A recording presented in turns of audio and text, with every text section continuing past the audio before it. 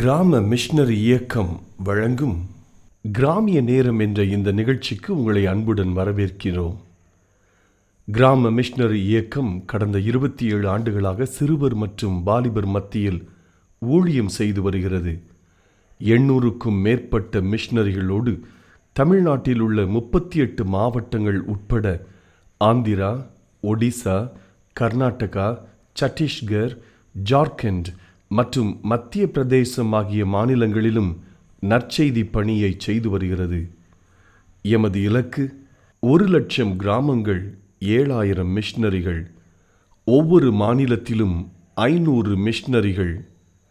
எமது தரிசனம் என் ஆட்டுக்குட்டிகளை மேய்ப்பாயாக என்ற வசனத்தின்படி கிராமங்களில் உள்ள சிறுவர் மற்றும் வாலிபர்களை கிறிஸ்துவுக்குள் வழிநடத்தி அவர்கள் மூலம் கிராமங்களை சுவிசேஷ மயமாக்குதல், சந்திக்கப்படும் சிறுவர் மற்றும் வாலிபர்களை நாளைய தலைவர்களாகவும் ஊழியர்களாகவும் உருவாக்குதல், ஒவ்வொரு கிறிஸ்தவரையும் ஆத்தும ஆதாயம் செய்கிறவராக மாற்றுதல்.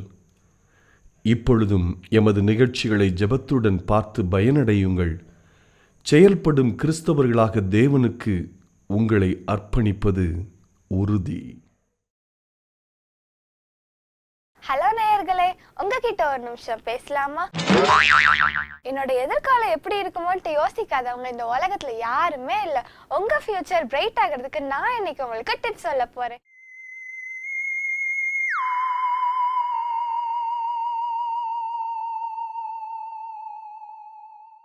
உங்களோட விரல் நுனி அதிக நேரத்துல எதுல இருக்கு? Bible R mobile?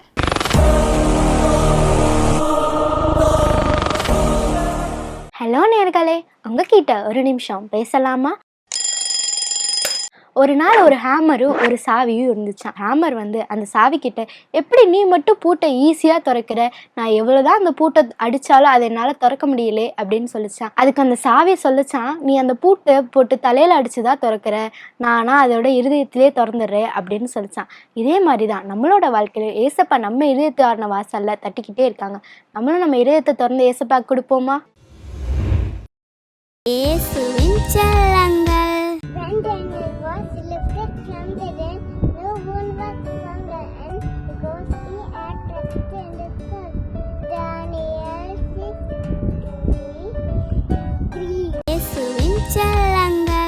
இளைஞர் இலைப்பெறந்து சோர்ந்து போவார்கள், வாலிபரும் இடறி விழுவார்கள். கர்த்தருக்கு காத்திருக்கிறவர்களோ புதுபலன் அடைந்து கழுகுகளைப் போல செட்டைகள் அடித்து எழும்புவார்கள்.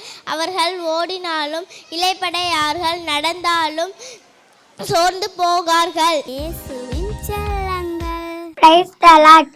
பவுல் மாமா போல இயேசுவுக்காய் வாழ எண்ணுகிறேன், நான் எண்ணுகிறேன். பவுல் மாமா போல இயேசுவுக்காய் வாழ எண்ணுகிறேன், நான் எண்ணுகிறேன். தீய சபலும் தூயவராய் இயேசுவுக்காய் வாழ்ந்தாரே, தீய சபலும் தூயவராய் இயேசுவுக்காய் வாழ்ந்தாரே. அவர் போல வாழ்ந்திட எண்ணுகிறேன், இயேசுவுக்காய் வாழ்ந்திட தீர்மானித்தேன். அவர் போல வாழ்ந்திட எண்ணுகிறேன், இயேசுவுக்காய் வாழ்ந்திட தீர்மானித்தேன். தில்லேலே தில்லேலே தில்லாலங்கடி தில்லேலே, தில்லேலே தில்லேலே தில்லாலங்கடி தில்லேலே. தேங்க்யூ. இயேசுவின் செல்லங்கள். கர்த்தருடைய வேதத்தின்படி நடக்கிற உத்தர மார்க்கத்தால் பாக்கியவான்கள், அவருடைய சாட்சிகளை கைக்கொண்டு அவரை முழுவித்தோர் தேடுகிறல் பாக்கியவான்கள். அவர்கள் அநியாயம் செய்வதில்லை, அவருடைய வழிகளில் நடக்கிறார்கள். உமது கட்டளைகளை நாங்கள் கருத்தாய் கைக்கொள்ளும்படி நீர் கற்பித்தீர். உமது பிரமாணங்களை கைக்கொள்ளும்படி எந்நாடுகள் சிறப்பத்தால் நலமாயிருக்கும். நான் உம்முடைய கற்பனைகள் எல்லாம் கண்ணுக்கும் போது வெட்கப்பட்டு போவதில்லை. உமது நீதி நியாயங்களை நான் கற்றுக்கொள்ளும் போது செம்மையான இத்தால் உம்மை துதிப்பேன். உமது பிரமாணங்களை கைக்கொள்வேன், முற்றிலும் என்னை கைவிடாதையும். சங்கீதம் 119:1-8. யாரை அனுப்புவேன், யார் நமது காரியமாக போவாங்க? அந்த இயேசு அழுகிறவராக தரிசனம் உலகத்தில் உள்ள எல்லா ஜனங்களுக்காக, எல்லா ஜனங்களையும் ஆசீர்வதிக்க விரும்புகிறேன், சந்தோஷம் தர விரும்புகிறேன், சமாதானம் தர விரும்புகிறேன், வியாதிகளை சுகமாக்க விரும்புகிறேன். யாருமே என்கிட்ட வரமாட்டாங்கன்னு சொல்லி அழுகிறார். இயேசு கிறிஸ்துவின் இணைய நாமத்தினாலே கிராமம் இயக்க குடும்பத்தின் சார்பாக கிராமிய நேரம் என்ற நிகழ்ச்சிக்கு உங்களை அன்போடு கூட வரவேற்கிறோம். ஆமென், அல்லேலூயா. நீங்க நல்லா இருக்கீங்களா? ஒன்றும் பயப்படாதீங்க. ஏசப்பா நம்ம கூட தான் இருக்கிறார். நம்ம கூடயே ஒரு வர்றேன்னு வாக்கு கொடுத்துருக்கிறார். சும்மா உங்க வீட்டுல நான் உன்னை விட்டு விலகுவதும் இல்லை, உன்னை கைவிடுவதும் இல்லைன்னு சொல்லி வசனத்தை மாட்டி வச்சா ஒட்டி வச்சா போதாது. அந்த ஆண்டவர் நம்ம கூட இருக்கிறான்னு சொல்லி நம்பணும். உங்களுடைய பிரச்சனைகள் நெருக்க வரும்போது என்னை விட்டு விலகாத ஒருத்தர் என் கூட இருக்கிறாரு, நான் அவரை பார்க்கணும்னு சொல்லி அவர் விசுவாசத்தா போதும்னு சொல்லி உங்களுடைய விசுவாச கண்கள் திறக்கப்படணும். நான் அடிக்கடி சொல்றது, இன்னைக்கு உங்களுக்கு சொல்றேன், மற்றவங்களுக்கு சொல்லி கொடுங்க. கர்த்தரை என் வலது பாரசத்தில் வைத்திருக்கிறபடியால் நான் அசைக்கப்படுவதில்லை. ஆமென். ஆண்டவர் வலது பக்கத்துல இருக்கிறத தாவீது நம்புறது போல நான் நம்பிட்டேன். நீங்களும் நம்புங்க, சும்மா நம்புங்க. நான் கிராமத்துல சொல்லி நம்பி தொலையப்பா அப்படி சொல்லுவேன். ஆமென். உங்களுக்கு பிரச்சனை வரும்போது, நெருக்க வரும்போது, பலகீனங்கள் வரும்போது அப்படி வாங்கணும், வலது பக்கம் வாங்கணும். ஏசப்பா என் கூட இருக்கீங்கள, இவ்வளவுதாங்க கிறிஸ்தவ வாழ்க்கை. ஆண்டவர் பார்த்துக்கிடுவாருங்க. எப்போ உங்க பிரச்சனைகளுக்காக அவரை நோக்கி பார்க்குறீங்களோ அப்பயே உங்களுக்கு அற்புதம் ஆரம்பிச்சிருச்சுங்க. ஆமென். உங்களுக்காக, உங்களுடைய குடும்பத்திற்காக நீங்கள் அனுப்பி வைக்கிற ஜெப குறிப்புகளுக்காக நாங்கள் கருத்தாய் நான் ஜெபிக்கிறேன். நீங்களும் எங்களுக்காக நீங்கள் ஜெபியுங்கள். முக்கியமாக நீங்கள் ஜெபிக்க வேண்டிய ஜெப குறிப்புகள் என்ன தெரியுமா? ஆகஸ்ட் 15 நடக்கிற வாலிபர் முகாமிற்காக நீங்கள் ஜெபிக்கணும். பிரயாசப்பட்டு நெருக்கத்தோடு கற்ப வேதனைப்பட்டு தாங்க இந்த முகாமுடைய ஆயத்த வேலைகளை செய்கிறோம். 1,00,000 வாலிபர்களை அந்த இடத்துல கூட்ட வேண்டும் என்று சொல்லி விரும்புகிறோம். நிறைய பேர் சொல்லலாம், 1,00,000 பேர் வந்துருவாங்களா? நாங்கள் சொல்கிறேங்க, என் பைபிள்லங்க ஏசப்பா கேட்க சொல்லியிருக்காரு. என் நாமத்தினாலே நீங்கள் எதை கேட்டாலும் நான் செய்வேன் கேட்க சொல்லியிருக்காரு. நம்ம கேட்போம்.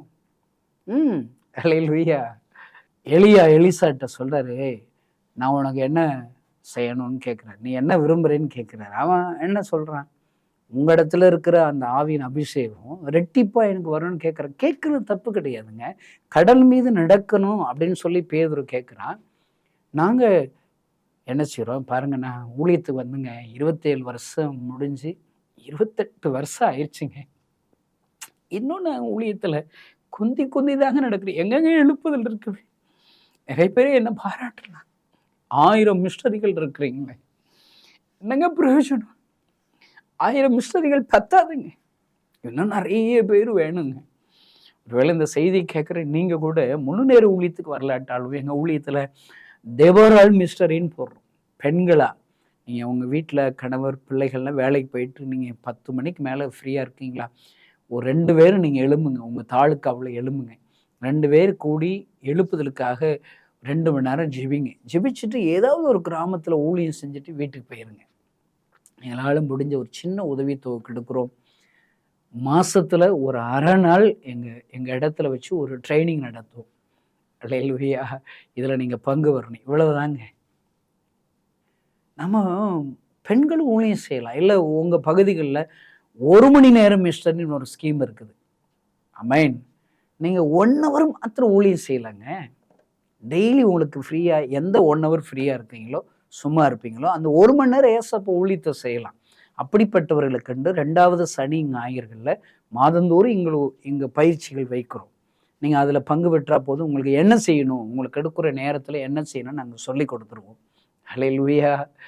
ஒருவேளை இன்னும் ஆண்டவர் என்னுடைய பகுதிகளில் நான் பெரிய காரியங்களை செய்ய விரும்புகிறேன்னு சொல்றீங்களாங்க, நீங்க எங்கிட்ட முழு நேர ஊழியர்களா உங்களை ஒப்பு கொடுக்குறோம். ஒரு 2 வருஷம் உங்களுக்கு ட்ரைனிங் கொடுக்குறோம், பயிற்சி கொடுக்குறோம்.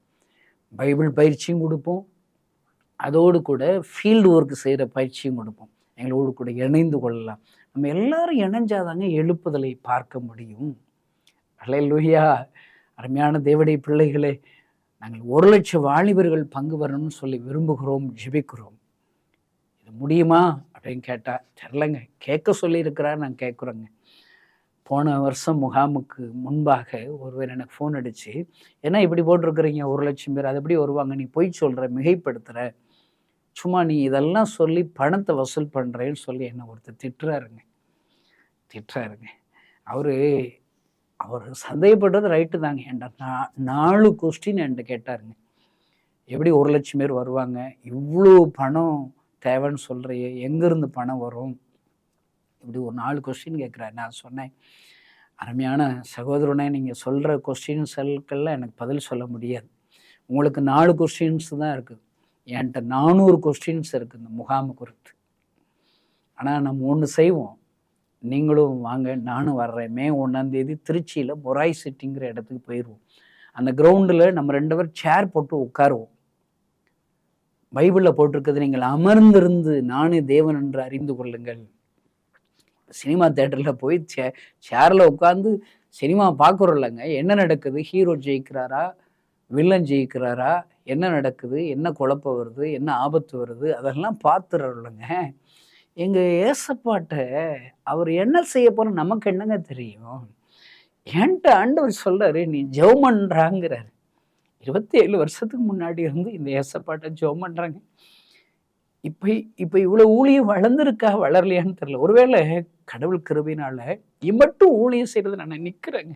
ஒரு புறஜாதியிலேருந்து வந்தேங்க. எங்கள் அப்பா பேர் கற்பையா, எங்கள் அம்மா பேர் சரஸ்வதிங்க. என்கிட்ட என் ஊழிய பாதையில் நிறைய குறைவுகள் இருக்கலாம். என்னை குறித்து நிறைய கமெண்ட்ஸ் நெகட்டிவாக சொல்கிறவங்களுக்கு உண்டு. எனக்கு அதெல்லாம் கவலை கிடையாதுங்க.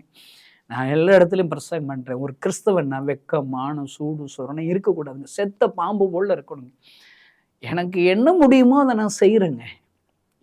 இன்னும் செய்யணும்னு சொல்லி விரும்புகிறேங்க. அல்லேலூயா. எங்களால் படி ஆயத்த வழிகளை பார்க்குறோம். நான் அந்த நண்பர்கிட்ட என்ன குறை சொல்கிறேன், நண்பர்கிட்ட சொல்கிறேன், நீங்கள் நம்ம 2 பேர் வாங்க, நீங்கள் கேட்குற கேள்விக்கு நான் கேட்குற கேள்விக்கெல்லாம் மே 1 பதில் கொடுப்பார். ஆமேன்னு சொன்னேங்க. எத்தனை அருமையாக போன வருஷம் அந்த வாலிபர் முகாமை நடத்தினார் தெரியுமா? பங்கு பெற்ற வாலிபர்கள் எத்தனை பேருடைய வாழ்க்கையில எவ்வளோ பெரிய மாற்றம் வந்தது தெரியுமா? ஒரு அருமையான ஐயா என்னை பார்க்க வந்தாங்க விருதுநகருக்கு. அவர் சொன்னார், நான் என்னுடைய காரில் கொஞ்சம் பிள்ளைகளை, ரட்சிக்கப்படாத புறமத பிள்ளைகளை நான் அழைச்சிட்டு வந்தேன். எனக்கு உன்னை பிடிக்காது, உன் பிரசங்கம் எனக்கு பிடிக்காது, ஏதோ முகாம் வைக்கிறாங்க அப்படின்னு சொல்லி தான் நான் அழைச்சிட்டு வந்தேன். ஆனால் நான் அழைச்சிட்டு வந்த எல்லா பிள்ளைகளும் ரட்சிக்கப்பட்டு விட்டார்கள். நீங்கள் ஆலயத்து போங்க, நான் ஒரு நாள் அந்த பிள்ளைகிட்ட சொல்லலை. அவர்களாகவே பக்கத்தில் இருக்கிற ஒரு சர்ச்சில் போய் தன்னை இணைத்து கொண்டார்கள். அவர்கள் ஆண்டவர்க்கென்று சாட்சியாக இருக்கிறார்கள். உன்னை நான் நம்புகிறேன். முதல்ல எனக்கு பிடிக்காது உன்னை, இப்போ உன்னை எனக்கு பிடிக்கிறது. நீங்கள் செய்கிற ஊழியம் மகத்தான ஆண்டவர் நாம மகிமைக்காக ஊழியம் என்று சொல்லி ஒரு விசேஷித்த காணிக்கை என்னிடத்தில் கொடுத்து சென்றார். எத்தனை ஆச்சரியம் பாருங்க. இதே போல எத்தனையோ சாட்சிகளை சொல்லலாம். அல்லேலூயா. ஆண்டவர் போன வருஷம் முகாமை ஆண்டவர் ஆசீர்வதித்தார் ஐயா. இந்த வருஷமும் மே 1 நடத்தியிருக்கணும். ஒருவேளை நிறைய எலெக்ஷன் அந்த பிஸியில் எங்களுக்கு நிறைய ஆயத்த வேலை பார்க்குறதுல ரொம்ப சிரமனால அதை தள்ளி வச்சுட்டோம். பாருங்கள், தள்ளி வச்சது கூட தெரியாமல் ஒரு 2000 வாலிபர்கள் அந்த கிரவுண்டுக்கு வந்துட்டாங்களாம். பாருங்கள், எனக்குலாம் ரொம்ப வருத்தமாக இருக்குங்க. அதில் நானும் வந்துட்டேன்னு நீங்கள் யாராவது இந்த நிகழ்ச்சியை பார்க்குறவங்க இருந்தீங்கன்னா என்னை மன்னிச்சுக்கோங்க. முகாம் கேன்சல் பண்ண விஷயத்தை உங்கள் காதுக்கு நாங்கள் வர வைக்க முடியல. அல்லேலூயா. உங்களுடைய அந்த பிரயாசத்திற்கு ஆண்டவர் பலன் கொடுப்பார். அல்லேலூயா. நிறைய பேர் எங்கள் ஊழியக்காரர்களை திட்டினார்கள். உண்மைதான், நீங்கள் திட்டுறதுக்கு உங்களுக்கு தகுதி இருக்குதுங்க. எங்களை நல்லா திட்டுங்க, என்னை கேட்டால் அடிக்க கூட செய்யுங்க ஐயா, மன்னியுங்கள் ஐயா. அதனால தான் இந்த வருஷமாக ஆகஸ்ட் 15 முகாம்களை ஒழுங்கு செய்திருக்கிறோம். ஒருவேளை ஆகஸ்ட் 15 திருநெல்வேலியில் தான் யூத் கேம்ப் வைக்கணும். போன வருஷம் வச்சுருந்தோம் ஒரு 50,000 வாலிபர்களுக்கு என்று. மே 1 திருச்சி முகாம், ஆகஸ்ட் 15 திருநெல்வேலி முகாம் தான் இந்த வருஷத்தில் நாங்கள் பிளான் போட்டிருந்தோம். பிறகு அருமையான சகோதரர் மோகன் சிலா சிஸ்டர் அண்ணன்ட்ட சொல்லி, அண்ணே இப்படி நிறைய பேர் வந்துட்டு ஏமாந்து போயிட்டாங்க, அதனால் இந்த வருஷம் திருநெல்வேலியில் நடத்துகிற முகாமை நான் திருச்சியில் நாங்கள் ஒழுங்கு செஞ்சுக்கணும், நீங்கள் எங்களுக்கு உதவி செய்யணும்னு சொன்னேன். அவங்க சந்தோஷமாக நீங்கள் வைங்கடான்னு சொல்லிட்டாங்க. அல்லேலூயா. வைக்கிறோங்க. இந்த செய்தியை கேட்கிற அருமை பெற்றோர்களை, திருச்சபை ஊழியர்களை, எழுப்புதலை விரும்புகிற நண்பர்களை, கிறிஸ்தவ நண்பர்களை, வாங்கலேன் இந்த முகாமிற்கென்று பிரயாசப்படுவோம். உங்களுடைய பங்களிப்பு எனக்கு தேவைங்க. நானும் என்னுடைய ஊழியக்காரர்கள் மாத்திரம் இந்த முகாம் நடத்திட முடியாது. உங்களுடைய ஜெப உதவி தேவை, உங்களுடைய ஏதாயிலும் உருவத்தில் பங்களிப்பு தேவை. ஒருவேளை உங்களுக்கு இன்னும் வாலிபலுக்கு குறித்து பாரம் இருந்துச்சுன்னா உங்கள் வீட்டில் ஒரு ஜெபக்குழுவை நீங்கள் ஒழுங்கு செய்யுங்க. கொர்நேலியு மாதிரி உறவுக்காரர்கள் விசேஷத்த நண்பர்களை கூட்டி ஒரு ஜெபக்கூட்டத்தை ஒழுங்கு செய்யுங்க. நீங்கள் வீட்டில் கூடி ஜெபம் பண்ணா போதும். அப்போஸ்தலர் 12 அதிகாரத்தில் பேதுரு சிறையிருப்பில் கட்டப்பட்டு இருக்கும்போது, சிறைச்சாலையில் கட்டப்பட்டு இருக்கும்போது வீட்டு ஜெபக்கூட்டம், வீட்டில் கூடி ஜெபம் பண்ணுறாங்க. கட்டப்பட்டுள்ள சிறையிருப்பில் இருக்கிற பேதுருவை ஆண்டவர் விடுதலையாக்குகிறார். ஹல்லேலூயா. இந்த செய்தி கேட்கிற நண்பர்களை உங்கள் வீட்டில் ஒரு ஜெபக்கூட்டம் வச்சிங்கன்னா 1,00,000 பேதுருக்களை ஆண்டவர் சிறையிருப்பிலிருந்து திருப்புவார். 1,00,000 வாலிபர்கள் பாவத்திலிருந்து கட்டுகளிலிருந்து விடுதலையாக்கப்படுவார்கள். ஆமென். இன்னைக்கே முடிவு செய்யுங்க. இன்னும் ஆகஸ்ட் 15க்குள்ள ஒரு நாளாவது உங்கள் வீட்டில் ஒரு ஜெபக்கூட்டம் வைங்க. எங்கள் வீட்டில் நான் ஜெபம் பண்ணுறேன் அப்படின்னு சொன்னீங்கன்னா எனக்கு ஒரு இன்ஃபர்மேஷன் பண்ணுங்க. நானும் உங்களுக்காக நான் ஜெபித்து கொள்ளுவேன். ஒருவேளை ஆண்டவர் இன்னும் உங்களோடு கூட பேசுவாரானால் உங்கள் வாலிபர்களே அழைச்சிட்டு வாங்க. நிறைய பேர் ஃபோன் அடிச்சு கேட்குறாங்க, நான் எப்படி பிரதர் நான் வரலாமா, பெற்றோர் நான் வரலாமா? நான் சொல்கிறேன், உங்கள் பிள்ளைகளை அழைச்சிட்டு நீங்கள் வாங்க. நீங்கள் பின்னாடி உட்கார்ந்து இந்த வாலிபர்களுக்காக ஜெபிக்கிறதுக்கு நீங்கள் தேவையில்லைங்க. பெரியவர் மோசஸ் ஜெபம்னா தான் யோசுவாவை ஆண்டவர் பயன்படுத்துவார். நீங்கள் ஜெபிச்சாதான் அங்கே வருகிற 1,00,000 வாலிபர்கள் ஆசீர்வதிக்கப்படுவார்கள், விடுதலை ஆவார்கள். முடிஞ்சா உபவாசத்தை கூட வருகிற பெற்றோர்கள் வரலாம் என்று சொல்லி நான் நினைக்கிறேன். உங்களை வரவே இருக்கிறேன். நீங்கள் உங்கள் வாலிபர்களை அழைச்சிட்டு வாங்க. உங்கள் தெருவில் இருக்கிற வாலிபர்களை அழைச்சிட்டு வாங்க. உங்கள் கிராமத்தில் இருக்கிற வாலிபர்களை அழைச்சிட்டு வாங்க. உங்கள் திருச்சபையில் இருக்கிற வாலிபர்களை உங்கள் பாஸ்டருடைய அனுமதியோடு அழைச்சிட்டு வாங்க. நீங்கள் சொல்லுங்கள் பாஸ்டர்கிட்ட. ஏன்னா அவங்க பயப்படுறது ரைட்டு தானேங்க. நிறைய பேர் அங்கங்கே கூட்டங்கள் போனாங்க. விருதுநகர்லன்னா ஒரு ஊழியக்காரர் உபவாச கூட்டம் வச்சாருன்னு சொல்லி எல்லாரும் போனாங்க. மெட்ராஸில் நிறைய உபவாச கூட்டம் வச்சு இவாஞ்சலிஸ்ட்டு போனால் திடீர்னு சர்ச்சை ஆரம்பிச்சிட்டாங்க. எங்கே போன விசுவாசிகள் எல்லாம் அந்த சர்ச்சுக்கு போயிட்டனால இந்த பாஸ்டர் இவ்வளோ கஷ்டப்பட்டு சபையை ஆரம்பித்த அந்த பாஸ்டர் தெருவில் நிற்கிறாங்க. எவ்வளோ பேர்கள் அந்த அங்கங்கே நடக்கிற கூட்டங்களுக்கு அனுப்பி வச்சதுனால ஆத்துமாக்களை இழந்த ஊழியக்காரர்கள் நிறைய பேர் எனக்கு தெரியுங்க. ஆனால் நான் உங்களுக்கு சொல்கிறேங்க, எங்கள் ஊழியம் சபை ஊழியங்கள் கிடையாது. ஒரு எழுப்புதலை நாம் கண்களினால் பார்க்க வேண்டிய ஊழியம். அல்லேலூயா. பாருங்க, உங்க போதகர்கிட்ட சொல்லுங்க, இது சபை பாகுபாடற்ற ஒரு ஊழியம். வாலிபர்கள் இந்த முகாமில் பங்கு பெறுவதற்காக, வாலிபர் என்பதில் எழுப்புதலுக்காக வைக்கிற முகாம் என்று சொல்லி போதகர் அனுமதியோடு நீங்க அந்த வாலிபர்களை அழைச்சிட்டு வாங்க. அல்லேலூயா. பாருங்க, ஒருவேளை நீங்க பட்டணங்கள்ல வேலை பார்க்கலாம், இல்லை வேற நாடுகளில் வேலை பார்க்கலாம். நீங்கள் எங்கேயாவது உங்கள் சொந்த ஊர் இருக்குல்லங்க, சொந்த மாவட்டம், உங்கள் சொந்த தாலுக்காலோ உங்கள் சொந்த கிராமத்தில் இருக்கிற அவங்களுக்கு ஃபோன் போட்டு நீங்கள் இப்படிப்பட்ட முகாமில் நம்ம வாலிபெல்லாம் கூட்டிட்டு போங்கன்னு சொல்லி நீங்கள் இருக்கிற இடத்துலேருந்து உங்களால் ஆன உதவிச்சிங்கன்னா உங்களுக்கு பஸ் பிடிக்கிறதுக்கான பணம் தர்றேன், வேன் ஒழுங்கு செய்வதற்கான பணத்தை நான் தர்றேன், நம்ம வாலிபர்கள் அழைச்சிட்டு போங்கன்னு சொல்லி நீங்கள் எங்கே இருந்தாலும் இந்த முகாமிற்கு நீங்கள் ஜெபிக்கலாம், உங்களுடைய பங்களிப்பை கொடுக்கலாம். வெளிநாட்டில் இருக்கிறவங்களும் நல்லா ஞாபகம் வச்சுக்கோங்க, வெளி மாநிலத்தில் இருக்கிறவங்களும் ஞாபகம் வச்சுக்கோங்க. தமிழ்நாட்டில் இருந்து தானங்க நீங்கள் போனீங்க, தமிழ்நாட்டு கிராமத்தில் இருந்து தாங்க போனீங்க. அப்போ நீங்கள் உங்கள் பகுதிகளுடைய வாலிபுடைய ரட்சிப்பிற்கு உங்களுக்கு ஒரு பங்கு இருக்கணும் இல்லைங்க. உங்கள்கிட்ட ஆண்டவர் கணக்கு கேட்பார் இல்லைங்க. உங்களுக்கு நல்ல ஒரு ஆப்பர்ச்சுனிட்டி, நீங்களும் உங்களுடைய பங்களிப்பை கொடுக்கும்படி அன்பாய் வேண்டுகிறேன். ஜெபிக்கிறவர்கள் தேவை, கொடுக்கிறவர்கள் தேவை. அல்லேலூயா. நம்ம ஜெபிக்கும் போது ஒவ்வொரு ஜெப வேலையிலையும் நான் ஜெபம் பண்ணுறேன், ஆண்டவரே 1,00,000 ரூபாய் கொடுக்குற ஒரு 100 பேரை அனுப்பிடுங்க. 1 கோடி ரூபாயும் பத்தாதுங்க, எவ்வளோ செலவாங்கன்னு யாருக்குங்க தெரியும். இல்லாவிட்டால் ஒரு 10,000 ரூபா எங்கிட்ட இருந்துச்சுன்னா ஒரு வாலிபர்கள் பங்கு வருவதற்கு வாஞ்சியாக இருப்பாங்க, ஆனால் அவங்களுக்கு வேன் இருக்காது. அப்படிப்பட்ட வாலிபர்கள், கிராமத்தில் உள்ள வாலிபர்கள் வேன் ஒழுங்கு செய்து அழைச்சிட்டு வரக்கு இந்த முகாமில் பங்கு இருக்கும். உங்கள் 10,000 ரூபாயை நாங்கள் பயன்படுத்தி விடுவோம். அல்லேலூயா. இதில் என்னன்னா, நிறைய பேர் 1,00,000 வாலிபர்கள் இதில் வரும்போது சுமார் ஒரு 30,000 வாலிபர்கள் ஆகுது பைபிள் இல்லாமல் தான் வருவாங்க. பைபிளே அவங்களுக்கு இருக்காது. அப்படிப்பட்ட வாலிபர்களுக்கென்று முழு வேதாகங்கள் வாங்கி கொடுக்கலாம். ஒரு பைபிளுடைய விலை 300 ரூபாய்கள். நான் சொல்றேங்க, நம்மளால என்ன முடியுமோ அதை நீங்க செஞ்சா போதும். ஆமென், அல்லேலூயா. நாம் எல்லோரும் எழுந்து கட்டுவோம் வாருங்கள் என்று சொல்லி நெகேமியா அப்போஸ்தலன் ஒருமனப்படும் போது விழுந்து போன அலங்கம் திரும்ப கட்டப்பட்டதாம். அருமையான தேவனுடைய பிள்ளைகளை, நாம் சுற்றில இருக்கிற வாலிபர்கள் பாவத்தில் விழுந்து விட்டார்கள், காதல்ல விழுந்துட்டாங்க, செல்போன்ல விழுந்துட்டாங்க.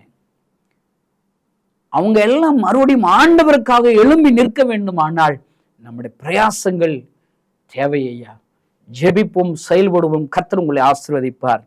ஆமென், அல்லேலூயா. பாருங்கள், இன்றைக்கு உங்களோடு கூட பேசும்படி ஆண்டவருடைய சமூகத்துல ஜெபித்த போது என்னிடத்தில் பேசின ஒரு வார்த்தையை உங்களோடு கூட பேச வேண்டும் என்று சொல்லி ஆண்டவர் எனக்கு கற்றுக் கொடுத்தார். பாருங்க, எல்லாருக்கும் தெரிந்த ஒரு பகுதி என்ன தெரியுமா? எஸ்தர் புஸ்தகம். அந்த புஸ்தகத்தை வாசிக்கும் போதெல்லாம் நான் ஆச்சரியப்படுவேன். ஏன்னா ஒரு ஒரு தனி நபருடைய பேருல ஒரு புஸ்தகம் வச்சிருக்கிறாருங்க. நான் பைபிள்ல ஆதியாகமும் அப்படி படிக்க ஆரம்பிச்சேன். முத பைபிள் வாங்கி யாத்ராகமும் லேவியாரகமும் என்னாகமும் உபாகமும் இப்படி புஸ்தகம் மாறின உடனே யோசுவான்னு ஒன்று வருது பாருங்க. ஐயோ, என்னால் தாங்க முடியும். நான் ரொம்ப பொறாமை பிடிச்சவங்க. பொறாமைலாம் உங்கள் மேலே பொறாமப்பட மாட்டேன், என் பக்கத்து வீட்டுக்காரங்க கூட பொறாமப்பட மாட்டேன், மற்ற ஊழியக்காரங்க மேலேன்னா பொறாமப்பட மாட்டேன். நான் பொறாமப்படுறேன்னா பைபிளில் இருக்கிற கேரக்டர் மேலே பொறாமப்படுவேங்க. அல்லேலூயா. யோசுவா பேரில் ஒரு புஸ்தகமே வச்சிருக்காருங்க. நான் நினைப்பேன், ஒருவேளை நான் மரித்த பின்னும் பேசப்படுகிற யோசுவாவா நான் இருப்பேனாங்க, நீங்க இருப்பீங்களாங்க? உங்க பேர்ல ஒரு புஸ்தகம் போட்டுடலாமா? எழுப்புதல உங்களுக்கு ஒரு பங்கு இருக்கிறதா? யோசித்து பார்த்தாங்க, வேதனையா தாங்க இருக்குது. இந்த எஸ்தர் புஸ்தகத்துல எல்லோரும் பிரசங்கிக்கிற ஒரு வார்த்தை என்ன தெரியுமா? நான் உங்களுக்கு வாசிக்கிறேன். 4ஆம் அதிகாரம், எஸ்தர் புஸ்தகம் 4ஆம் அதிகாரம் 13வது வசனத்திலிருந்து. மொர்தெகாய் எஸ்தருக்கு திரும்ப சொல்ல சொன்னது, நீ ராஜாவின் அரண்மனையில் இருக்கிறதினால் மற்ற யூதர் தப்பக்கூடாது இருக்க நீ தப்புவாய் என்று உன் மனதிலே நினைவு கொள்ளாதே.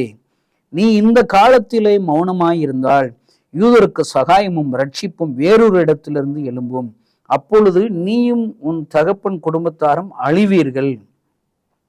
நீ இப்படிப்பட்ட காலத்திற்கு உதவியாயிருக்கும்படி உனக்கு ராஜ மேன்மை கிடைத்திருக்கலாமே, யாருக்கு தெரியும் என்று சொல்ல சொன்னான். அல்லேலூயா. இந்த வசனத்தை பலமுறை வாசித்திருக்கிறேன், பலமுறை பிரசங்கித்திருக்கிறேன். இப்போ ஆண்டவர் எனக்கு சொன்ன ஒரு பெரிய ஒரு எச்சரிப்பின் செய்தி என்ன தெரியுமா? இப்ப நீ இருக்கிற இடத்துல இன்னொருத்தர் இருந்திருந்தா எனக்கு ரொம்ப லாபம் கொடுத்திருப்பார்களோ. நல்லா ஞாபகம் வச்சுக்கோங்க. இப்போ என்ன ஆண்டவர் தேடி கிராமத்துக்கு வந்தாங்க. ஆண்டவர் எனக்கு என்னெல்லாம் அற்புதம் செய்தார். சாக கடந்தேன், 6 மாசத்துல செத்து போயிருவேன்னு டாக்டர் சொல்லிட்டாரு. எனக்கு ஆண்டவர் உயிர் கொடுத்தார். இந்த ஏசப்பாட்டை வரும்போது எனக்கு உயிர் கிடைச்சது. அல்லேலூயா. நான் அவரை சந்தேகத்துல மறுதலிச்சிட்டேன். இயேசுதான் என்னை சுகமாக்குனாரு, என்ன நிச்சயம்? டாக்டர் சொல்றாங்க வியாதி இருந்ததுக்கான அறிகுறி கிடையாது, இப்படிப்பட்ட அற்புதத்தை நான் பார்த்ததே இல்லை, உங்களுக்கு இவ்வளவு அற்புதமா கடவுள் உங்களுக்கு சுகம் கொடுத்துட்டான்னு சொன்னாங்க. அப்போ ஏசப்பா எனக்கு சுகம் கொடுத்தான்னு கொஞ்ச நாள் தான் நல்லா இருந்தேன். கொஞ்ச நாள்ல அவர் மறுதலிச்சிட்டேன். ஏசு எனக்கு சுகம் கொடுத்தா என்ன நிச்சயம்னு சொல்லி மறுதலிச்சாலும் ஏசு கிறிஸ்து என்னை தேடி வந்தார், என் கண்கள் முன்பாக தரிசனமானார். நான் அவரை பார்க்கும்போது அழுது கொண்டே இருந்தார். உலகத்தில் உள்ள ஒவ்வொரு ஜனங்களுக்காக அழுகிறார். என் ஜனங்கள் என்னை இல்லாமல் எங்கோ போய் கொண்டிருக்கிறார்களே என்று சொல்லி பரிதபிக்கிறார், அழுகிறார். அல்லேலூயா. பைபிள்ல பாருங்க, மெய்ப்பனில்லாத ஆடுகளை போல் இருக்கிற ஜனங்களை கண்டு மனதுருகினார். மனதுருகி அவர்களுக்கு பிரசங்கிக்க தொடங்குகிறார். மரியாள் மார்த்தாள் மரித்த லாசருக்காக அழும்போது என் ஆண்டவரும் அழுகிறார், கண்ணீர் விடுகிறார். யாரை அனுப்புவேன், யார் நமது காரியமாக போவான் என்று சொல்லி பரிதவிக்கிறார். ஏசாயாவிடத்திலே பாருங்கள், அந்த இயேசு அழுகிறவராக என் முன்பாக தரிசனமானார். உலகத்தில் உள்ள எல்லா ஜனங்களுக்கு அழுகிறார். எல்லா ஜனங்களையும் ஆசீர்வதிக்க விரும்புகிறேன், சந்தோஷம் தர விரும்புகிறேன், சமாதானம் தர விரும்புகிறேன், வியாதிகளை சுகமாக்கும்படி விரும்புகிறேன். ஆனால் யாருமே என்கிட்ட வரமாட்டாங்கன்னு சொல்லி அழுகிறார். நான் அவரை பார்க்கும்போது அவர் இயேசுன்னு எனக்கு தெரியாதுங்க.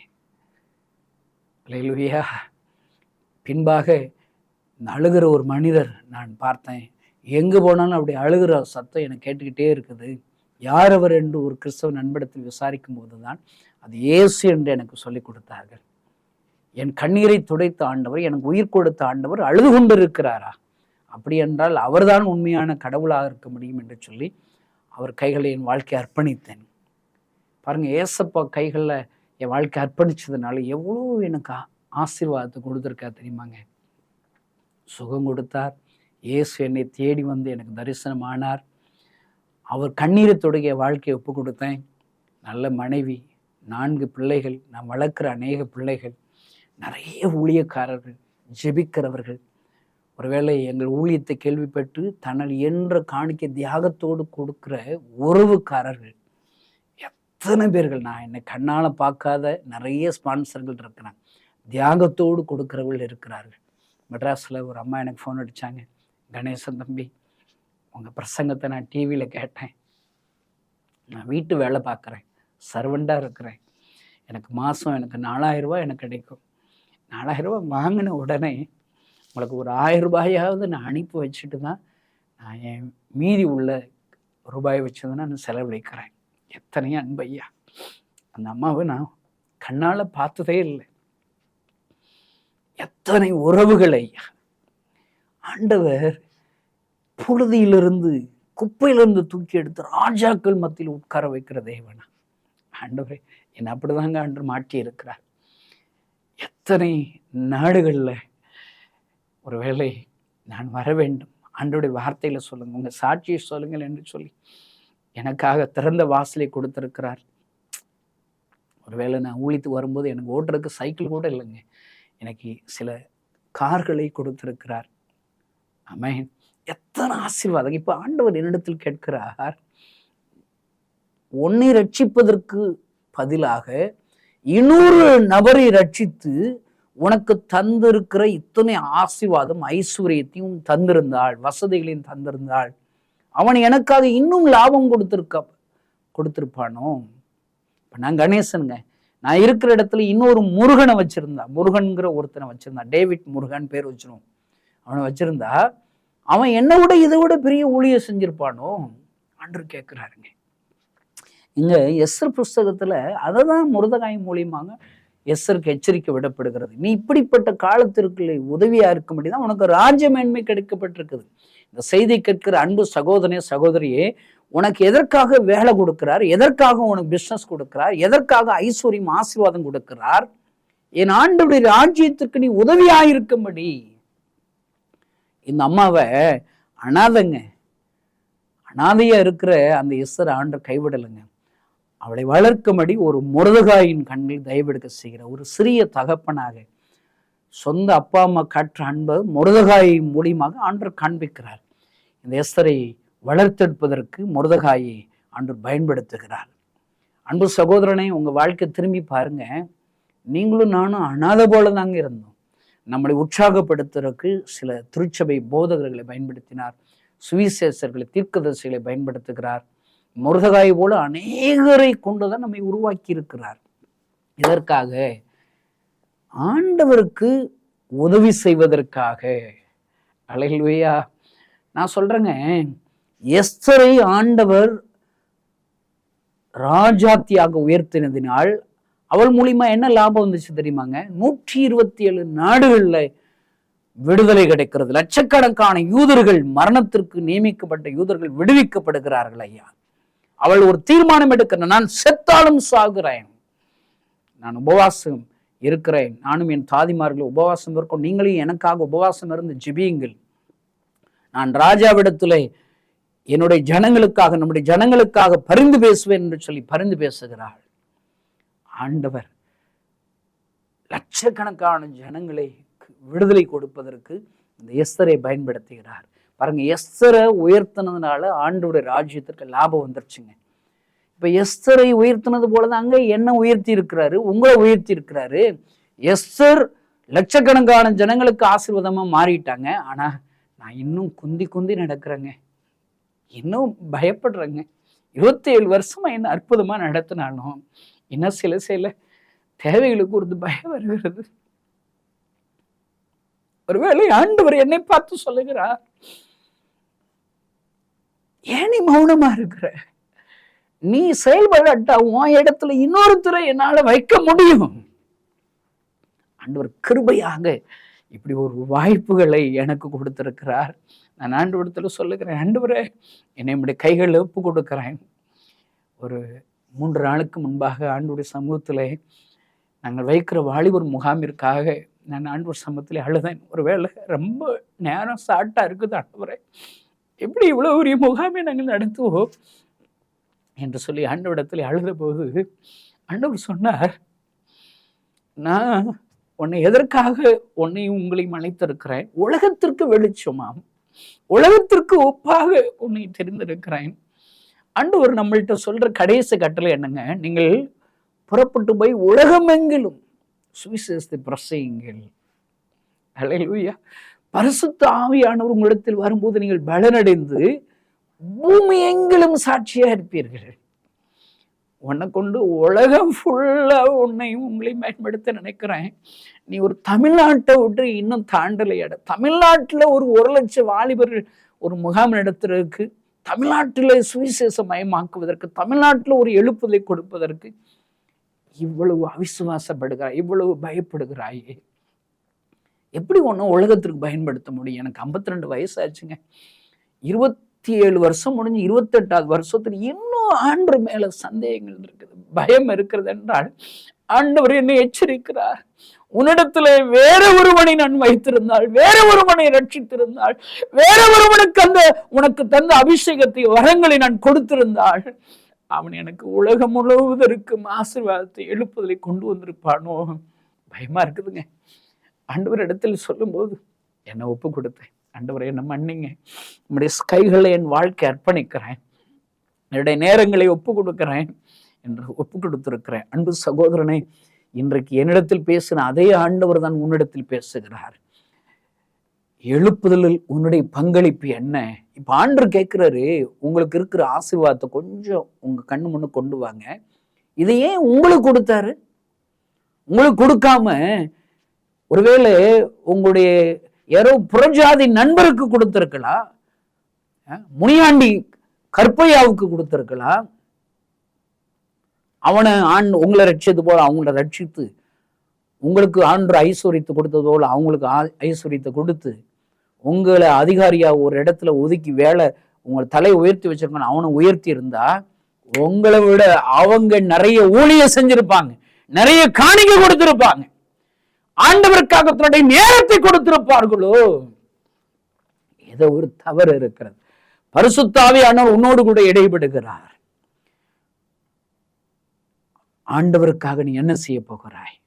நான் இந்த செய்தியை கேட்டு ஆண்டவரிடத்துல ஒப்பு கொடுத்தேன். ஆண்டவரே, இனி நான் குந்தி நடக்க மாட்டேன். என்னை தமிழ்நாட்டிற்கு மாத்திரமல்ல, இந்தியா முழுவதிலும் 7000 மிஷனரிகளை எழுப்ப வேண்டும். 1,00,000 கிராமங்களையாவது நான் மறிக்கும் முன்பாக இந்தியாவில் இருக்கிற கிராமங்களை இயேசுவுக்கு சொந்தமாக்க வேண்டும். ஆண்டவர் சொல்லுகிறார், இந்தியா மாத்திரமல்ல, வேத வசனங்களில் பார்த்தா உலகம் முழுவதும் இருக்க ஒரு எழுப்புதலை ஆண்டவர் திட்டமிட்டு இருக்கிறாரே. ஆண்டவரே, உங்க சித்தத்திற்கு என்னை அர்ப்பணிக்கிறேன் என்று அர்ப்பணித்தேன். நீங்களும் அர்ப்பணிப்பீர்களா? அன்பு சகோதரனே, நீங்கள் அற்பமாக அல்ல, ஏதோ ஒரு சின்ன ஒரு கூட்டத்திற்காக மாத்திரம் உங்களை ஆண்டவர் தெரிந்து கொள்ளவில்லை. ஆண்டவர் உங்களை ஆசீர்வதிக்கவில்லை, உங்களுக்கு ஐஸ்வர்யத்தை கொடுக்கவில்லை, உங்களுக்கு விலையேற்பட்ட அபிஷேகத்தை வரங்களை கொடுக்கவில்லை. அன்பு சகோதரனே, சோரி, உலகிற்கு வெளிச்சத்தை கொடுக்க முடியும், உலகிற்கு உப்பாக உலகம் எங்கிலும் நீங்கள் புறப்பட்டு போக முடியும், பூமி எங்கிலும் சாட்சியாக இருக்க முடியும். ஆண்டவர் உங்களை தெரிந்திருக்கிறார். அந்த தேவ திட்டத்திற்கு உங்களை அர்ப்பணிப்போமா? கண்களை மூடி நாம் ஜெபிக்கலாம். பரலோகத்தில் இருக்கிற எங்கள் அன்பு தகப்பனை உமக்கு நன்றி செலுத்துகிறோம், துதிக்கிறோம். ஆண்டவரே, எஸ்தரை எச்சரித்தது போல எங்களை எச்சரிக்கிறீர் அப்பா. எங்களிடத்தில் நீர் கேட்கிற அந்த கேள்வி நாங்கள் நினைவு கூறுகிறோம். உனக்கு கொடுத்த இந்த ரட்சிப்பை, உனக்கு கொடுத்த இந்த ஐஸ்வர்யத்தை, உனக்கு கொடுத்த இந்த ப்ரொவிஷன்ஸை, வசதி வாய்ப்புகளை நான் இன்னொரு நபருக்கு நான் கொடுத்திருந்தால் அவர்கள் உன்னை காட்டிலும் அதிக லாபம் கொடுத்திருப்பார்களோ. அப்பா, நாங்கள் எங்களை அர்ப்பணிக்கிறோம். ஆண்டவரே, ஆண்டவரே, உங்களை சந்தோஷப்படுத்துவதாக எங்களை மாற்றுவீராக. ஆண்டவரே, சவுளை ராஜாவாக்கினது எனக்கு மனஸ்தாபமாய் இருக்கிறது என்று வேதனைப்படுகிறீரே. ஆண்டவரே, எங்களுக்கு கொடுத்திருக்கிற இந்த ஆசீர்வாதத்தை, இந்த ஐஸ்வர்யத்தை, இந்த ரட்சிப்பை, இந்த அபிஷேகத்தை உமக்காக பயன்படுத்துவதற்கு எங்களுக்கு உதவிச்சு. இனி வருகிற நாட்களில் ஆண்டவரே, உங்க சித்தத்திற்கின்படி நாங்கள் செயல்படுகிறா, உமக்கண்டு பெரிய காரியங்களை செய்கிறவர்களாக எங்களை மாற்றுவீராக. இந்த செய்தியை கேட்கிற ஒவ்வொருவரையும் மாற்றுவீராக. எங்கள் கண்ணுக்கான ஒரு பெரிய ஒரு எழுப்புதலை பார்க்கட்டும் அப்பா. பெரிய காரியங்களை செய்யும் இயேசுவின் நாமத்தினால் பிதாவே, ஆமென். இந்த செய்தி நிச்சயமாக உங்களை செயல்பட தூண்டிருக்கும் என விசுவாசிக்கிறோம். நீங்களும் எங்களோடு இணைந்து தேவனுக்காக ஏதாவது செய்ய விரும்புகிறீர்களா? கீழ்கண்ட எங்களது ஊழிய திட்டத்திற்காக ஜெபிக்க முன்வரலாமே. தமிழ்நாடு மற்றும் பிற மாநிலங்களிலும் ஆலயம் கட்ட தேவையாய் உள்ள 1000 கிராமங்களில் இடம் வாங்கி ஆலயம் கட்டப்பட ரூபாய் 5 லட்சமோ அல்லது அதில் ஒரு பகுதியோ கொடுத்து ஆலயம் கட்டி கொடுப்போர் எழும்ப ஜெபியுங்கள். சூனேமியால் எலிசாவுக்கு ஒரு அறை வீட்டை கட்டி கொடுத்தது போல புதிய மிஷனரிகள் தங்கி பயிற்சி எடுப்பதற்கு ரூபாய் 2 லட்சம் கொடுத்து ஒரு மிஷனரி வீட்டை கட்டி கொடுப்போர் எழும்ப ஜெபியுங்கள். நாம் சந்திக்கும் வாலிபர்கள் மற்றும் ஆரம்ப விசுவாசிகளை கிறிஸ்துவுக்குள் வளரச் செய்ய ரூபாய் 300 கொடுத்து முழு வேதாகமும் வாங்கி கொடுப்போர் எழும்ப ஜெபியுங்கள். நாம் பணி செய்யும் 8 மாநிலங்களிலும் உள்ள 880 மிஷனரிகளை மாதந்தோறும் ரூபாய் 10,000 கொடுத்தோ அல்லது இயன்ற காணிக்கையை கொடுத்தோ தாங்குவோர் எழும்ப ஜெபியுங்கள். தமிழ்நாடு மற்றும் பிற மாநிலங்களிலும் துரிதமாக சுவிசேஷம் அறிவிக்கவும் பின்தொடர் பணிக்காகவும் சுவிசேஷ வாகனங்கள் வாங்கி கொடுப்போர் எழும்ப ஜெபியுங்கள். தங்கள் வாலிப மற்றும் சிறு பிள்ளைகள் ரட்சிக்கப்பட, அபிஷேகிக்கப்பட மற்றும் இயேசுவுக்கு சாட்சியுள்ள பிள்ளைகளாக வளர கண்மணி பிள்ளைகள் இயேசுவுக்காக திட்டத்தில் தங்கள் பிள்ளைகளை இணைக்கிற பெற்றோர்கள் எழும்ப ஜெபியுங்கள். இந்தியா முழுவதிலும் இன்னும் துரிதமாக நம் மிஷனரி பணிகள் நடக்க மாதந்தோறும் அல்லது வருடத்திற்கு ஒரு முறையாவது ரூபாய் 1000 கொடுத்து எழுப்புதல் விரும்பும் பங்காளர் திட்டத்தில் இணைகிற அநேகர் எழும்ப ஜெபியுங்கள். மேலும் எங்களோடு தொடர்பு கொள்ள விரும்பினால் திரையில் காணும் எங்கள் முகவரியும் குறித்துக் கொள்ளுங்கள். கிராம மிஷனரி இயக்கம், தபால் பெட்டி எண் 51, விருதுநகர் 626001. இந்த நிகழ்ச்சியையோ அல்லது எங்கள் ஊழியத்தையோ நீங்கள் தாங்க விரும்பினால் எங்கள் தொலைபேசி எண்ணை குறித்துக் கொள்ளுங்கள். 7378000444. கர்த்தர் தாமே உங்களை ஆசீர்வதிப்பாராக.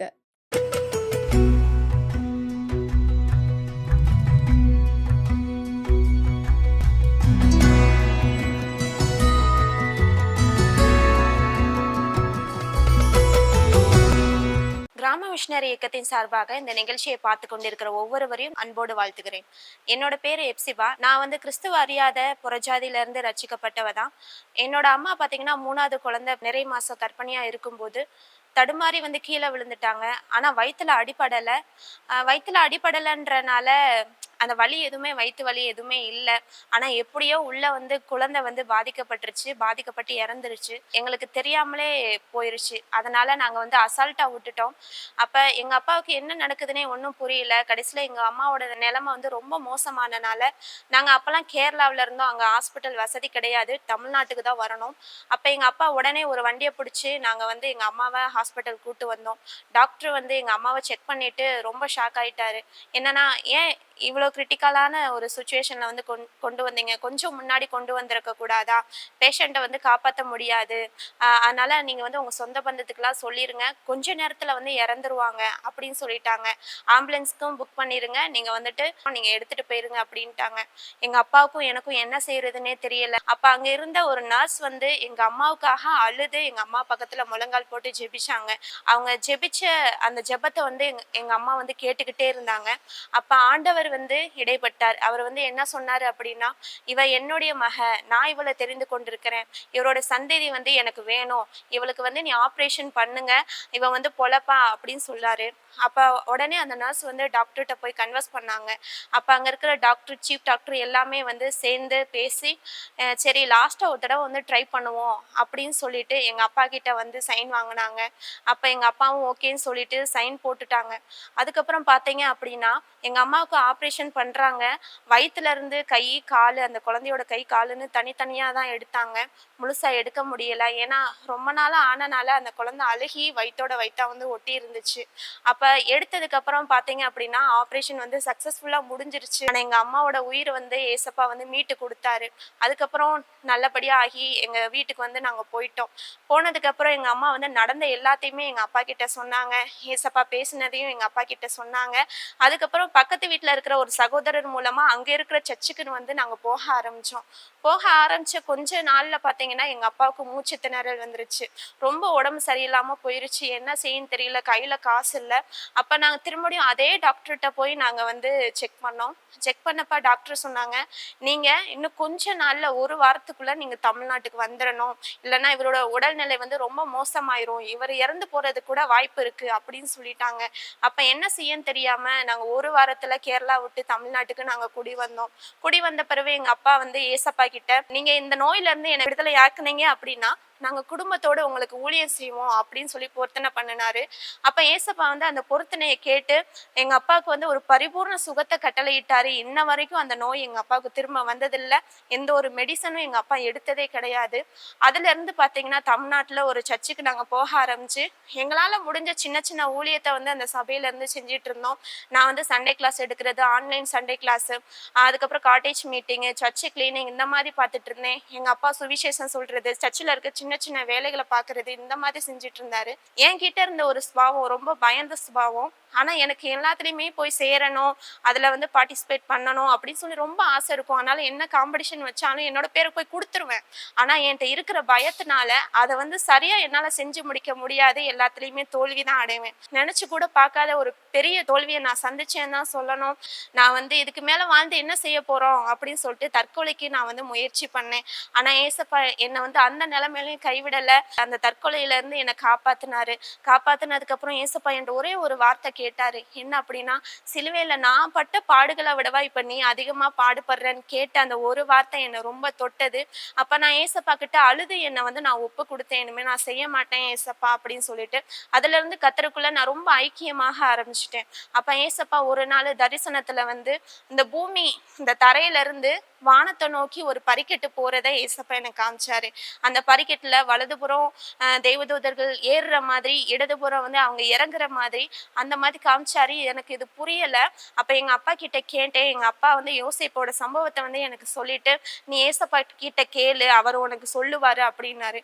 அப்ப ஏசப்பா கிட்ட அவர்கிட்ட கேட்ட பிறகு ஏசப்பா சொன்னாரு, நான் வந்து இந்த உலகம் முழுவதும் உன்னை கொண்டு போவேன், உன்னை பயன்படுத்துவேன், நீ என்னோட நாமத்தை பறைசாற்றுவேன், என்னோட ஆடுகளை வந்து நீ மேய்க்கணும் அப்படின்னு சொன்னாரு. எனக்கு அது புரியல, எப்படி கொண்டு போவாருன்னு தெரியல. அதனால சரி ஏசப்பா அப்படின்னு சொல்லிட்டு என்னை அர்ப்பணிச்சுட்டேன். அதுக்கப்புறம் படிப்பெல்லாம் முடிஞ்ச பிறகு எனக்கு பைபிள் காலேஜ் படிக்கிறது ரொம்ப பிடிக்கும். ஆனா யாருமே வந்து பைபிள் காலேஜ் என்னை வந்து சேர்க்க மாட்டேன்னாங்க. ஏன்னா நீ ஒரு பெண் பிள்ளை, நீ போய் ஸ்டேஜ்ல போய் என்ன பண்ண போற அப்படின்ற மாதிரி பரியாசம் பண்ணாங்க. அதுக்கப்புறம் ஒரு ஊழியக்காரர் வந்து, அதுக்கு முன்னாடி வரைக்கும் அந்த ஊழியக்காரர் எனக்கு தெரியவே தெரியாது. அவர் வந்து என்னை வந்து இந்த மாதிரி விருதுநகர்ல கிராம மிஷினரி இயக்கம் சொல்லி ஒரு இயக்கம் இருக்குதுப்பா, அங்க பைபிள் காலேஜ் நடக்குது, நீ போய் படிக்கிறியான்னு கேட்டாங்க. நானும் எதுவுமே கேட்காம சரி நான் உடனே போறேன் அப்படின்னு சொல்லிட்டேன். அதுக்கப்புறம் நாங்க இந்த கிராம மிஷினரி இயக்கத்துல வந்து என்னை வந்து சேர்த்து விட்டாங்க. அதுக்கப்புறம் நானும் பைபிள் காலேஜ் வந்து படிச்சுட்டு இருக்கிறேன். அது மட்டும் இல்லாம இந்த கிராம மிஷினரி இயக்கத்து கூட சேர்ந்து பல மாவட்டங்களுக்கு சுவிசேஷகியாக இன்னும் நான் பயன்பட்டு வருகிறேன். அதே மாதிரி இதை பார்த்து கொண்டு இருக்கிற நீங்களும் உங்க வாழ்க்கையில எவ்வளவோ டிப்ரெஷன்ல இருக்கலாம். எங்க அம்மா எங்க அப்பா நான் இன்னைக்கு உயிரோட இருக்கோம்னா அது கர்த்தருடைய பெரிதான கிருபை. இந்த மாதிரி நீங்க பிரச்சனைகளை ஃபேஸ் பண்ணிட்டு இருக்கலாம், என்ன செய்யறதுன்னு தெரியாம இருக்கலாம். ஆனா எனக்கு உதவி செஞ்ச ஆண்டவர், எனக்கு அற்புதம் செஞ்ச ஆண்டவர் உங்களுக்கும் கண்டிப்பா அற்புதம் செய்வாரு. கர்த்தருடைய நாமத்துக்கே மகிமை உண்டாவதாக.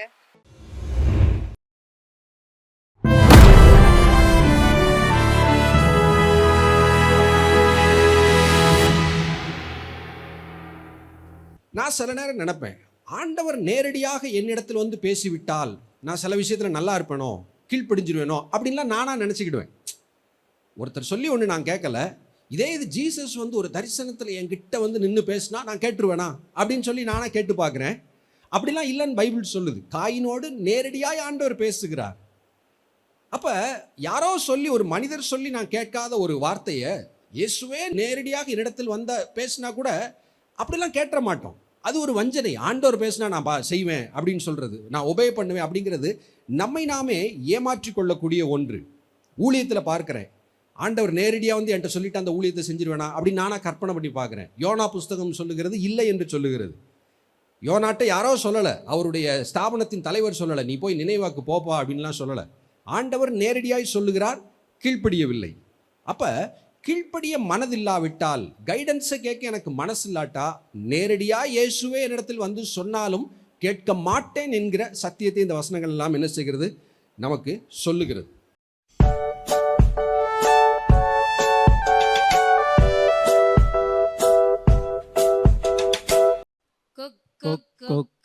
கோழி கத்துது, டிக் டிக் டிக் டிக் கடிகாரம் ஒலிக்குது. கோழி கத்துது, டிக் டிக் டிக் டிக் கடிகாரம் ஒலிக்குது. வேகமாக நீ எழுந்துடு, வேதத்தை நாளும் படிச்சிடு. வேகமாக நீ எழுந்துடு, வேதத்தை நாளும் படிச்சிடு. இயேசுவோட பேசிடு, இன்பமாக வாழ்ந்திடு. இயேசுவோட பேசிடு, இன்பமாக வாழ்ந்திடு. கோழி கத்துது, டிக் டிக் டிக் டிக் கடிகாரம் ஒலிக்குது. கோழி கத்துது, டிக் டிக் டிக் டிக் கடிகாரம் ஒலிக்குது. கோழி கத்துது, டிக் டிக் டிக் டிக் கடிகாரம் ஒலிக்குது. கோழி கத்துது, டிக் டிக் டிக் டிக் கடிகாரம் ஒலிக்குது. வேகமாக நீ எழுந்துடு, வேதத்தை நாளும் படிச்சிடு. வேகமாக நீ எழுந்துடு, வேதத்தை நாளும் படிச்சிடு. இயேசுவோட பேசிடு, இன்பமாக வாழ்ந்திடு. இயேசுவோட பேசிடு, இன்பமாக வாழ்ந்திடு. கோழி கத்துது, டிக் டிக் டிக் டிக் கடிகாரம் ஒலிக்குது. கோழி கத்துது, டிக் டிக் டிக் டிக் கடிகாரம் ஒலிக்குது. தேங்க்யூ.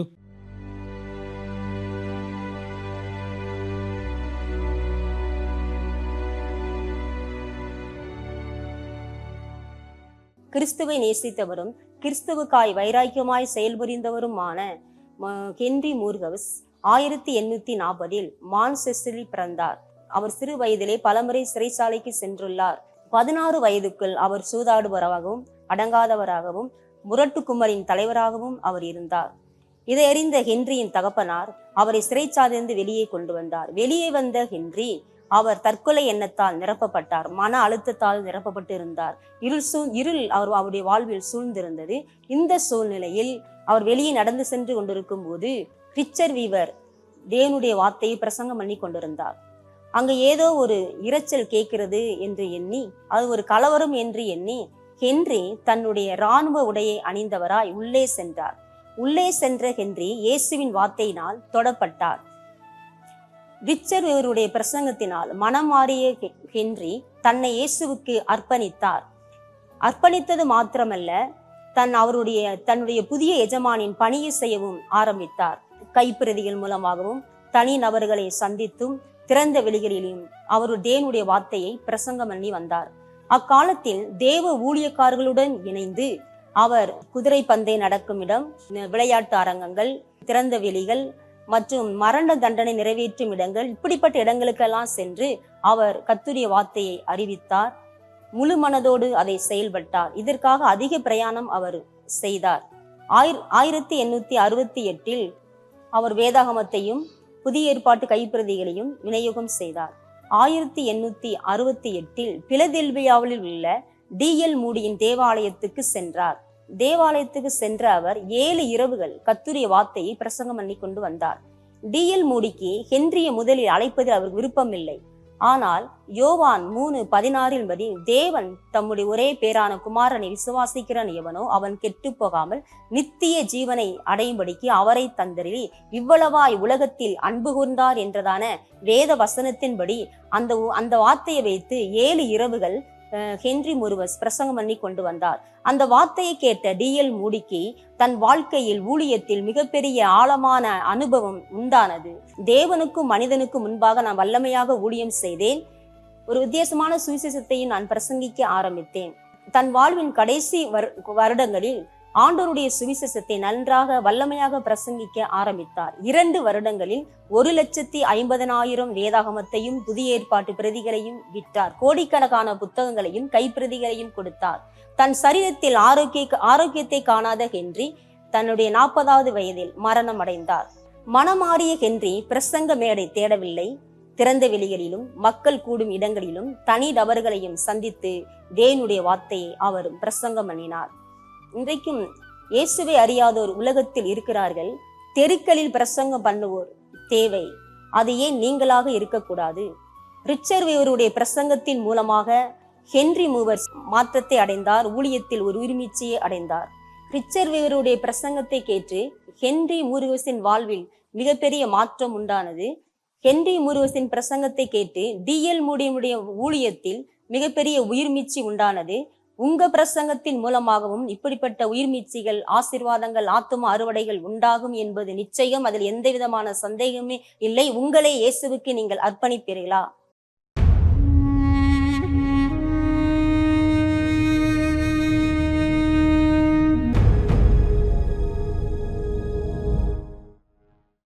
ஒரு ஊரில் ஒரு பெரிய சாக்கடை இருந்துச்சான். அந்த சாக்கடையில் நிறையா அருவருப்பான பொருட்கள்லாம் இருந்துச்சு.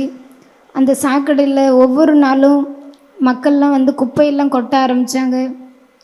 அது நாளுக்கு நாள் புழுக்கள் அதிகமாகி அது ரொம்ப அருவருப்பாக யாருமே விரும்புகிற விதத்தில் அந்த சாக்கடை இல்லை. ஆனால் அந்த சாக்கடைக்கு பக்கத்தில் இருந்த ஒரு செடியை பார்க்குற மாதிரி ஒரு சூழ்நிலை இருந்துச்சு.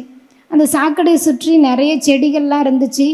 அந்த செடிகள் காலை நேரத்தில் பார்க்கும்போது பனி பெய்து அந்த இலைகள் மேலே நீர் துளிகள் இருக்குமா அழகாக. அந்த நீர் துளிகள் கொஞ்ச நேரத்தில் சூரிய ஒளி படும்போது அந்த நீர் துளிகள் எல்லாம் அழகாக பிரகாசிக்க ஆரம்பிக்கிறத இந்த சாக்கடை பார்த்துச்சு. பார்த்த உடனே இந்த சாக்கடைக்கு ஒரு ஆசை வந்துச்சான்.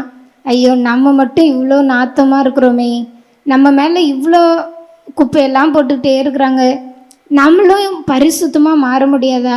இந்த சாக்கடை நாத்தத்துலேருந்து நான் வெளியில் வர முடியாதா? என்னாலையும் அந்த பனித்துளி மாதிரி நல்லா அழகாக ஜொலிக்க முடியாதா அப்படின்னு ஒரு ஆசை வந்துச்சான். உடனே அது தன்னை உண்டாக்கின கடவுளை நோக்கி அந்த பரலோகத்தை பார்த்து, ஆண்டவரே, நானும் ஒரு பனித்துளியை மாதிரி மாறுறதுக்கு ஆசைப்படுறேன் அப்படின்னு சொல்லிச்சான். சொன்ன உடனே அந்த சாக்கடைக்கு பக்கத்தில் இருந்த ஒரு பெரிய மரத்தை ஒருத்தவங்க வெட்டிட்டாங்க. வெட்டின உடனே அந்த நிழலில் இருந்த அந்த சாக்கடை, அது வரைக்கும் நாற்றம் எடுத்துகிட்டு இருந்த அந்த சாக்கடை, அது மேலே திடீர்னு சூரிய ஒளி பட ஆரம்பிச்சிச்சு. அந்த சூரிய ஒளி நேரடியாக அந்த சாக்கடை மேலே பட அந்த வெயில் தாங்க முடியாமல் அந்த வெப்பத்தினால அந்த தண்ணீர் ஆவியாகி அது வானத்துக்கு போயிடுச்சு. அந்த சாக்கடை இருந்த எல்லாமே காஞ்சு போய் தண்ணி மட்டும் வானத்துக்கு போய் அந்த மேகத்தில் அது சேர்ந்துருச்சு. அடுத்த நாள் காலையில் பார்க்கும்போது எப்பவும் போல் பனித்துளி எப்படி காலை நேரத்தில் பூமியில் படியுமோ அதே போல் அந்த தண்ணீர் வந்து அந்த செடிகள் மேலே படிஞ்சு அது நீர் திவலைகளாக மாறிடுச்சு. அது என்ன ஆசைப்பட்டுச்சோ, அந்த நானும் நீர் திவலைகளாக மாறினா நல்லா இருக்குமே, அழகாக இருக்குமே நினச்ச மாதிரியே அது மேலே அடுத்த நாள் சூரிய ஒளி படும்போது பிரகாசிக்கிற ஒரு அழகான நீர் துளியாக, பரிசுத்தமுள்ள நீர் துளியாக மாறிடுச்சு. இப்போ நாமும் கூட இந்த பூமியை உருவாக்கின கடவுளோட கைகளில், நம்மளை உருவாக்கின கடவுளோட கைகளில் நம்மளை கொடுக்கும்போது நம்ம வாழ்க்கையிலையும் நாம் நினைக்கிற மாதிரி அழகாக இல்லை, என்னால் சாதிக்க முடியல, என்னால் மற்றவர்களுக்கு முன்னாடி பிரகாசிக்க முடியலன்னு நினைக்கும்போது பரலோகத்தில் இருக்கிற இயேசு கிறிஸ்துவை பார்த்து, ஆண்டவரே, நீங்கள் என்னை பிரகாசிக்க பண்ணுங்க, எனக்குள்ள காணப்படுகிற பாவங்கள், அருவருப்புகள், மற்றவர்களால் நேசிக்கப்பட முடியாத அளவுக்கு எனக்குள்ள இருக்கிற குணங்களை மாற்றுங்கன்னு நம்ம கேட்கும்போது இயேசு கிறிஸ்து என்கிற சூரியன் நம்ம மேலே உதிக்கும் போது நாமளும் பிரகாசிக்கிறவர்களாக மாறிடுவோம். அதுதான் இயேசப்பா சொல்லியிருக்கிறாரு, பூமியிலே வந்த எந்த மனுஷனையும் பிரகாசிப்பு மெய்யான ஒளியே அந்த ஒளி, அவர் தான் இயேசு. அவர் உங்களை நேசிக்கிறார். ஆமென். விருதுநகர் மாவட்டத்தில் பல ஆண்டுகளாக நடைபெற்றுக் கொண்டிருக்கின்ற கிராம மிஷனரி ஊழியர்கள் மூலமாக அறிமுகப்படுத்தப்பட்ட வாலிபர்களுக்கான விடுதை மே மாதம் 1ஆம் தேதி திருச்சியில் வைத்து நடைபெற்றது. காரியாப்பட்டி பகுதியில் இருந்து சில வாலிபர்களை அழைத்து செல்வதற்கான வாய்ப்பை கர்த்தர் எங்களுக்கு கொடுத்திருந்தார். அதற்காக நன்றி. அன்றைய நாளில் சகோதரர் டேவிட் கணேசன் அவர்களும் சகோதரர் மோகன் சி லாசரஸ் அவர்களும் வாலிபர்களுக்கு என்று பிரத்யேகமாக அளிக்கப்பட்ட செய்தி மிகுந்த பயனுள்ளதாக இருந்தது. பல வாலிபர்களை சந்தித்து அன்றைய நாளினுடைய செய்தியை கேட்டபொழுது பலர் மனமாற்றம் பெற்றனர். பல குடும்பங்களிலிருந்து வந்திருந்த வாலிபர்கள் அவர்களுக்கு மிகுந்த பயனுள்ளதாக இருந்தது என்றும், பல வாலிபர்கள் தங்களுடைய வாழ்க்கையிலே அவருடைய பாவ பழக்கங்களிலிருந்து விடுபட்டதாகவும், வரும் நாட்களில் கர்த்தருக்கென்று ஏதாவது செய்ய வேண்டும் என்ற ஒரு உறுதிப்பாட்டுடனும் அன்றைய நாளில் இருந்து கலந்து கொண்ட நிகழ்ச்சியில் தெரிந்து கொண்டதாகவும் தெரிவித்தார்கள். அதே போல இந்த ஆண்டும் வருகின்ற ஆகஸ்ட் மாதம் 15ஆம் தேதி நடக்க இருக்கின்ற வாலிபர் முகாமை மிகுந்த எதிர்பார்ப்போடு வரவேற்கின்றோம். அன்றைய நாளில் பல வாலிபர்களை அந்த இடத்திற்கு கர்த்தர் கொண்டு வந்து சேர்க்க வேண்டும் என்றும், அன்றைய நாள் வாலிபர்களுடைய இளம் உள்ளங்களை தொடுகின்ற கொடுக்கப்படுகின்ற செய்திகள் தொட வேண்டும் என்றும் இன்றைய நாளில் ஒரு சிறிய ஜெபத்தோடு நாளை அர்ப்பணித்து ஜெபிப்போம். அன்பின் பரலோக பிதாவே, மிகுந்த நம்பிக்கையோடு இந்த வாலிபர் முகாமிற்காக தேவ சமூகத்திலே நாங்கள் ஜெபிக்கிறோம். உன் வாலிப பிரயாணத்தில் உன்னுடைய சிருஷ்டிகரை நினை என்ற வார்த்தையின்படியாக இன்றைய உலகிலே வாலிபர்களை வீழ்த்துகின்ற பல காரியங்களிலிருந்து வாலிபர்கள் மனம் திரும்ப வேண்டும் என்றும், உலக பூர்வமான போக்கிலிருந்து விடுபட்டு நன்மையான காரியங்களை உலகத்திற்கு செய்யவும், உன்னுடைய ஊழியத்தை செய்வதற்கு அதிகமான வாலிபர்கள் ஊழிய பணியை செய்வதற்கு தேர்ந்தெடுக்கப்படுவதற்கு ஒவ்வொரு வாலிபர்களையும் சமூகத்திலே ஒப்பு கொடுத்து ஜெபிக்கிறோம். எங்கள் ஜெபம் கேளும் ஜீவனுள்ள நல்ல பிதாவே, ஆமென்.